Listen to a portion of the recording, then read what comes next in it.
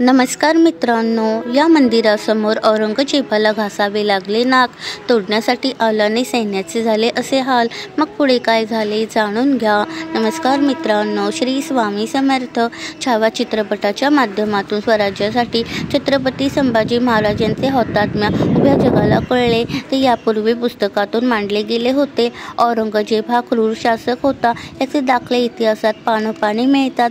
कोणी जर औरंगजेब हा कुशल शासक होता असे म्हणत असेल तर हे महिमामंडन होईल. तो कोणत्या विचारधारेशी स्वतःला जोडण्याचा प्रयत्न करतो हे दाखवते.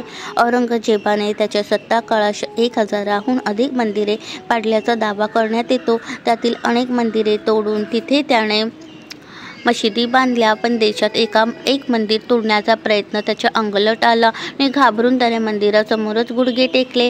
काय आहे या मंदिराचा इतिहास? काय करण्यात येतो दावा? या दाव्याला कोणता आहे पुरावा? हे जाणून घ्या. मुघलांच्या वळचणीला बांधलेले काही इतिहासकार सर्वच मुघल शासक हे अत्यंत प्रेमळ, प्रजाहितेशी असल्याचा आव आणतात. त्यात औरंगजेब हा तर त्यांच्या गळ्यातील ताईत होता.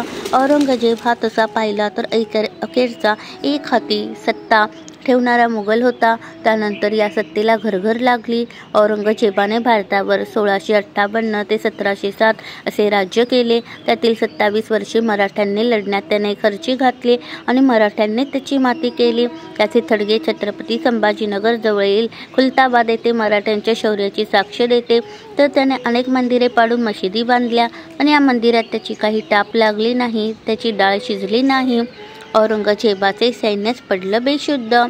औरंगजेबाने काशी विश्वनाथ मंदिरासह उत्तर भारतात मंदिरे तोडण्याचे आणि तिथे मशिदी उभारण्याचा उद्योग आरंभला होता. आपण धर्मांध आहोत हे बिंबवण्याचा त्याचा प्रयत्न होता. त्याच दरम्यान तो चित्रकूट येथे पोहोचला. त्याचा सेनापती आणि सैन्याने मंदाकिनी नदीच्या काठावरील रामघाटावरील मंदिराकडे मोर्चा वळवला. मत्स्य गजेंद्रनाथ मंदिरातील शिवलिंगावर त्याच्या सैनिकांनी हातोडा मारला. असे मानले जाते की ब्रह्मदेवाने हे शिवलिंग स्थापित केले आहे. शिवलिंगावर हातोडा पडताच औरंगजेबाचे सैन्य, सेनापती सर्वच जण बेशुद्ध झाले. एका दूताने औरंगजेबापर्यंत ही वार्ता आणली.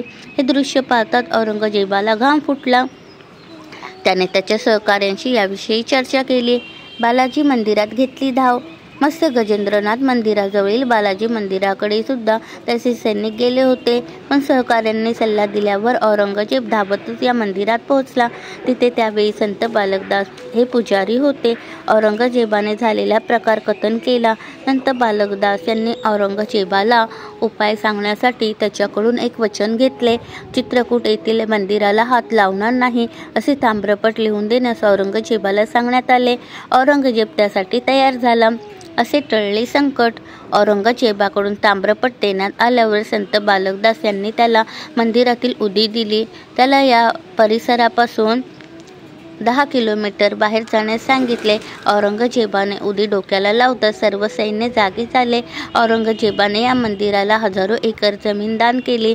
मंदिर बांधण्यासाठी सुद्धा मोठा दानधर्म केला. ही घटना 1691 सालामधील असल्याचे मानले जाते. हे ताम्रपत्र आणि ही दोन्ही मंदिरं आज पण चित्रकूटमध्ये आहेत.